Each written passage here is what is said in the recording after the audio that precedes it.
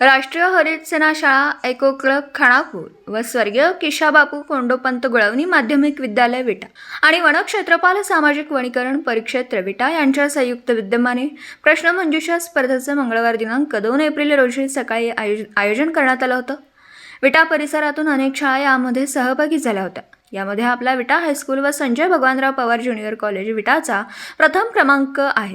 यामध्ये केतके घाटगे, ससिद्धी जगताप, वरद भंडारे, आर्यन तामखेडे, सोहम कोष्टी या विद्यार्थ्यांनी विद्यालयाचं नेतृत्व केलं. विद्यालयाचे शिक्षक श्री सतीश माणी यांच्या मार्गदर्शनाखाली विद्यार्थ्यांनी या स्पर्धेत सर्व प्रश्नांची सडेतोड उत्तरं देत प्रथम क्रमांक मिळवून शाळेचे नाव उज्ज्वल केले. या कार्यक्रमासाठी सामाजिक वनीकरण परिक्षेत्र खानापूर विटा विभागाचे वनक्षेत्रपाल श्री जितेंद्र गुजले, वनपाल श्री सुरेश गुरव, वनरक्षक मनीषा धोत्रे आदी मान्यवरांनी विद्यार्थ्यांचं कौतुक केलं.